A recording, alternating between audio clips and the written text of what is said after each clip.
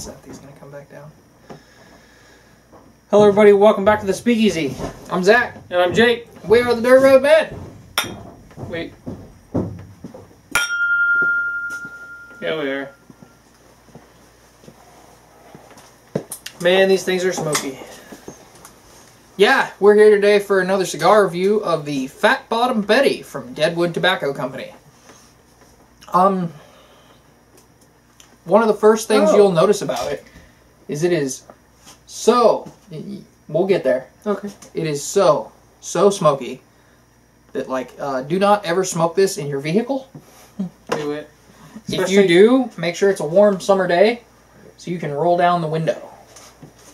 Don't drink bourbon and pretend it's a warm summer day. Shut right up. I'm sure that's what you thought of.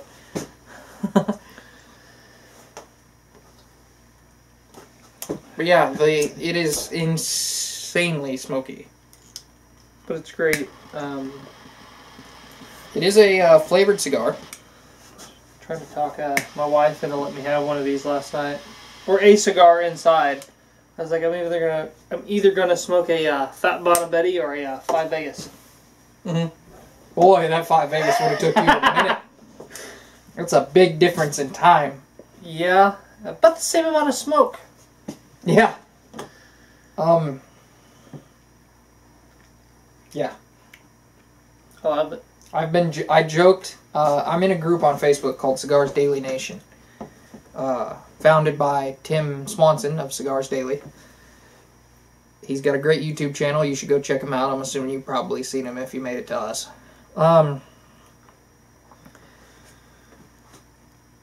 I made the joke that I've been having a love affair with Fat Bottom Betty, and I hope my buddy AJ Fernandez doesn't find out. Because these are just phenomenal cigars, and we discovered them when a local cigar shop opened up called Ritter's Cigars. I know we plugged them last week, but if you're in the Lawrence, Kansas City area, and you happen to be near DeSoto or something, or you just want to explore something new, go to Ritter's Cigars. They're just right off the K10. And yep, you can see them from K10. It's right next door to Mike's Liquor. Both the owners of those two stores are cool as shit. Definitely go talk to them. They'll help you find some really great cigars. This was recommended by I can't remember her name. It's the wife of the owner. I can't remember her name. I want to say Karen, but that's probably because his name's Kevin. But anyway, I don't remember for the life of me either. I have no idea what these are flavored with. The sweetness, I will say, does overpower much of the Maduro flavors you would get from this cigar. So anyway, it has a Maduro wrapper, which is sourced from Indonesia. And then it has Nicaraguan fillers. I don't remember an Indonesian anything from... I think we've only had one other cigar that had anything from Indonesia. What was that? Or do you remember even what it was? I don't remember what it was. I just remember writing it down before. It was a cigar that had stuff from a bunch of different countries.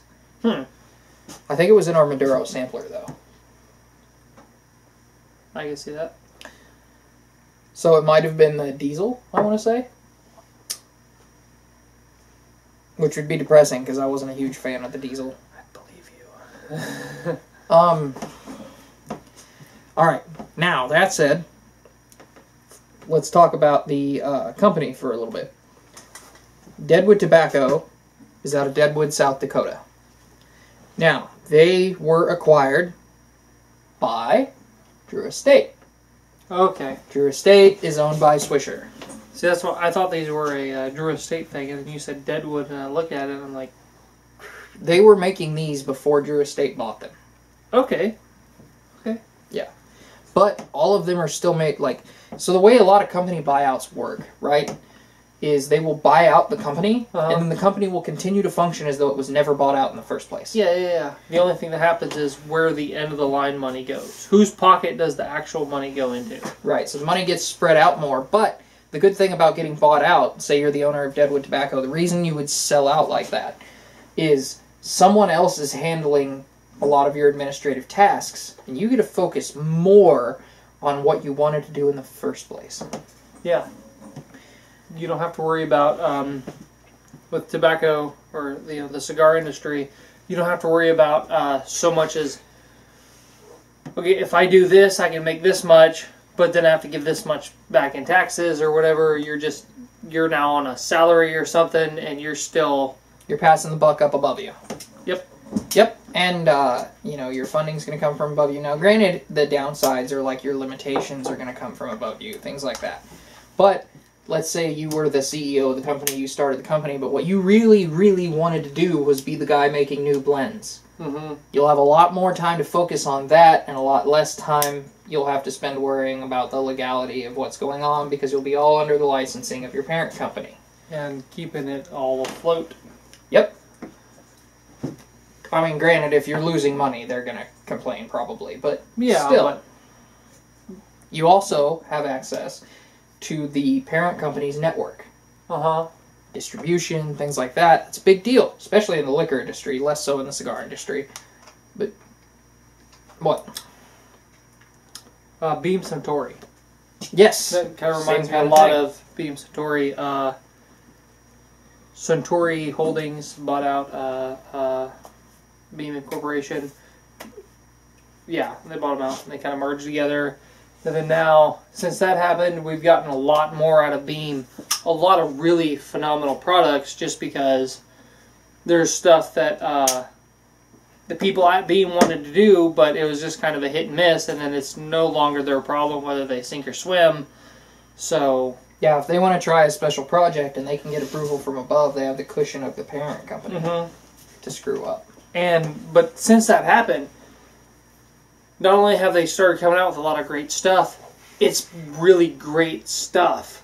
Yeah, well, and for people that aren't super into whiskey, they came out with a lot more flavored whiskeys. Yeah, they got so many. There's vanilla and maple and apple and... Yeah, and flavored whiskey is the step before getting somebody into real whiskey. Yes. And I don't say it as differentiating it from real whiskey to crap on it. I say it because it technically doesn't fit the definition of whiskey anymore. Yeah, this is Wild Turkey American Honey. Yeah, and that helped get us into Wild Turkey. Yes, it did. It's... Now, though, for me, I think also for you, it's too sweet.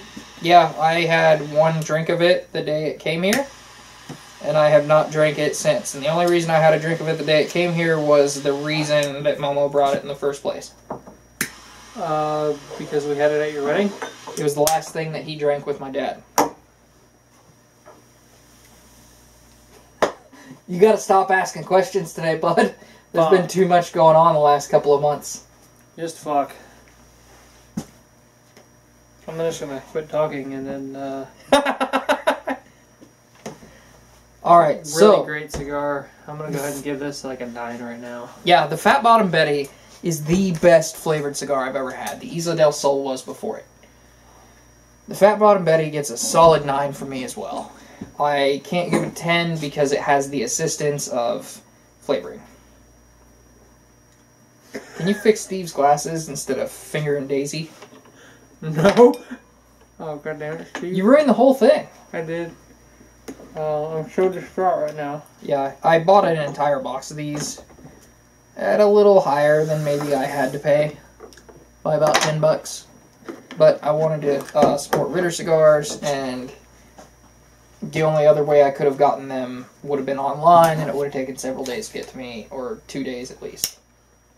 So, but we want it Oompa Loompa now, Daddy, now. Yeah, well, and I wanted to help support Ritter cigars, right? And I got to buy the box, and if I wanted to, sit there and have one in the lounge. Yeah. So they do have a really nice lounge. They do. The only gripe I would have had about their lounge, they literally fixed the second day they were open. Yeah, the ventilation. Yeah, they had a little trouble with ventilation. Fixed it on day 2. I hope that didn't push too many people away from day 1. Yeah, anyway, that's all tangential from this. This gets a solid 9 from us. For once, I'm the one agreeing with you. You rated it first. I did. It is smoking out the room. And I love it. Oh, I love it. I want to smoke this in my living room, in my truck, in my bathroom, in my kitchen. I want to smoke this everywhere. Yeah, if this cigar was cheaper, it would be my like go-to to keep around. Yes. They're at Ritter 8. They're like 9, I think. Yeah. Is it a little under 9? It was 820 something. Okay. I remember for a box of 20 it was 81 plus tags. Yeah. So. No, it was a box of 10. Oh. That's why I thought they were about $9, because you would have got a 10% discount on the box, which would have taken it down to 81. Yeah. Okay. Anyway. So, solid 9. Till we see you again, I'm Zach. I'm Jake. We are the Dirt Road Men.